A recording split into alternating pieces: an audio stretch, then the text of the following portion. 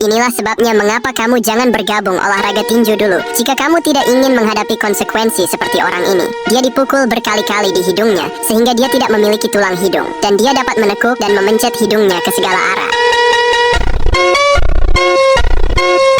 Bagaimana menurutmu? Pria ini adalah pelempar lembing profesional. Dia adalah Julian. Julian menggunakan alat canggih ini untuk melatih kekuatan lemparannya. Alat ini juga dapat mengetahui kecepatan dalam setiap lemparan. Dan seperti inilah lemparan Julian yang sesungguhnya saat di arena. Ketika ikan paus mati, dia akan menjadi ekosistem itu sendiri. Bangkainya menjadi sumber makanan untuk hewan-hewan yang lain, seperti ikan hiu dan burung. Ketika bangkainya mulai tenggelam, ia akan menjadi sumber makanan untuk ribuan hewan lainnya, sehingga tidak ada sisa bangkai paus yang terbuang. Saat melakukan penggalian, sebuah ekskavator secara tidak sengaja menemukan deposit tanah liat murni. Tanah liat ini merupakan jenis yang masih sangat alami, belum tercampur dengan bahan lain. Di alam, kita bisa menemukan tanah liat dalam bentuk murni seperti ini. Tanah liat ini terbentuk dari batuan dan mineral yang sudah lama terurai, sehingga teksturnya halus dan mudah dibentuk. Hal ini membuatnya sangat dicari sebagai bahan baku utama tembikar. Ikan ini dikenal sebagai ikan dokter atau gararufa. Hal ini karena kemampuan ikan tersebut yang unik. Begitu kaki masuk ke dalam air, ikan-ikan kecil itu langsung berkerumun di sekitarnya dan dengan lembut memakan sel-sel kulit mati. Namun tahukah kalian, tergantung tempatnya, terkadang ikan tidak dirawat dengan baik dan dibiarkan kelaparan akan memakan sel kulit mati. Dan ikan juga bisa membawa penyakit yang bisa menginfeksi. Kandang ayam ini dapat bergerak dan dirancang untuk berpindah-pindah di padang rumput setiap harinya. Kandang ini juga tidak memiliki lantai, sehingga ayam bisa bebas mencari makan seperti cacing dan serangga ketika kandang berpindah tempat ke tempat yang baru. Manfaat lainnya adalah ketika kandang berpindah tempat, tanah tidak akan tandus dan dapat membantu mendistribusikan kotoran ayam secara lebih merata, sehingga lebih bermanfaat bagi tanah. Ini adalah kapal yang dirancang untuk mengumpulkan sampah sebelum masuk ke laut. Kapal ini bekerja dengan cara mengarahkan sampah yang telah hanyut di sungai dengan penghalang terapung ke arah kapal, di mana nanti conveyor belt akan mengambil puing-puing sampah dan memindahkannya ke kontainer sampah. Dan setelah kontainer penuh, kontainer dapat ditukar dan sampah dipindahkan ke fasilitas pengolahan. Kapal ini beroperasi secara mandiri dan ditenagai oleh tenaga surya. Tergantung kondisi, setiap kapal interceptor dapat mengumpulkan 100.000 kg sampah setiap harinya. Saat bendungan sudah lama tidak digunakan, katup yang dibuka akan menyemburkan air dan sedimen lumpur yang sudah lama mengendap. Jadi ini adalah alasan kenapa katup pada bawah bendungan harus rutin untuk dibuka. Pembukaan katup secara teratur juga membantu mengalirkan air dan menjaga ketinggian air yang tepat di bendungan. Dan karena air sangat berat, air yang keluar dari bawah bendungan memiliki tekanan yang sangat tinggi akibat tekanan air di atasnya, sehingga bisa mendorong lumpur keluar dan bahkan bisa mengembaskan seseorang dalam sekejap. Jadi jangan coba mendekat. Orang Jepang menggunakan teknik bernama shoshugiban untuk mengawetkan kayu secara tradisional. Prosesnya dilakukan dengan cara membakar permukaan kayu dengan obor atau metode tradisional lain, sehingga membuat kayu tampak hitam karena telah terbakar.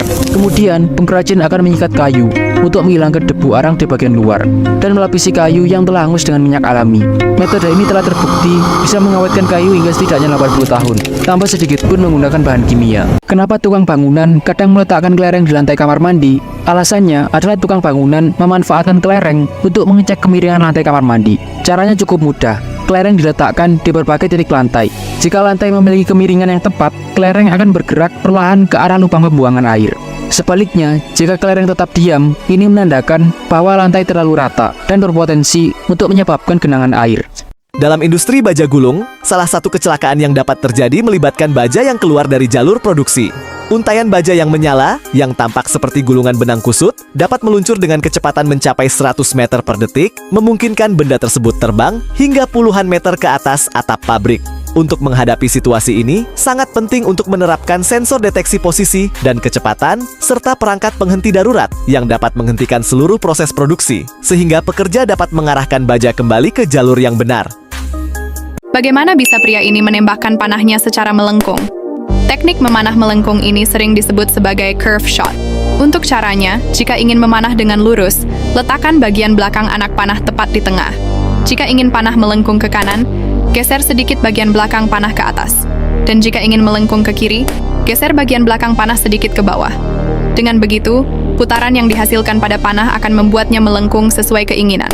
Mengapa kadal gurun selalu mengangkat kakinya secara bergantian, seolah sedang melakukan senam?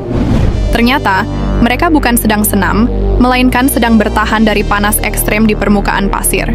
Meskipun kulit kadal gurun membantu melindungi dari panas, pasir di gurun bisa menjadi sangat panas, bahkan melebihi batas yang bisa ditahan oleh kulit mereka. Karena itu, kadal gurun mengangkat kakinya secara bergantian untuk menghindari panas berlebih. Orang yang menciptakan barrier ini benar-benar cerdas, karena meskipun memiliki ketebalan yang tipis, namun siapa sangka kalau barrier ini dapat menahan air banjir dengan sangat efektif. Barrier berbentuk L ini terbuat dari ABS, yaitu material plastik berkualitas tinggi yang ringan dan memudahkan pengguna untuk memasangnya. Cara kerjanya pun sangat sederhana, di mana jika berat air menekan bagian bawah barrier, maka barrier tersebut akan semakin stabil. Ini adalah resistograf, sebuah alat yang digunakan untuk memeriksa kondisi internal pohon tanpa menyebabkan kerusakan. Alat ini bekerja dengan memasukkan jarum atau probe ke dalam batang pohon dan mengukur resistensi atau ketahanan yang dihadapi saat pengeboran. Dari pengukuran ini, dapat diketahui apakah ada pembusukan, rongga, atau serangan serangga di dalam pohon. Selain itu, alat ini juga bisa digunakan untuk menentukan usia pohon dengan mengukur pola pertumbuhan dan kekerasan kayu tanpa perlu menebang pohon. Memotong logam semudah memotong tahu menggunakan mesin ini yang dikenal sebagai mesin skiving. Prinsip kerjanya mirip dengan mesin CNC, di mana komputer mengontrol alat pemotong.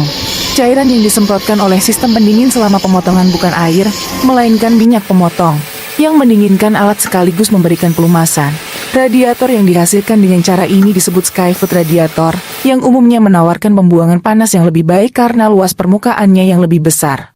Pria ini menemukan seekor kelinci yang hampir tenggelam di kolamnya dan mengambilnya. Awalnya pria ini mengira bahwa kelinci itu telah mati.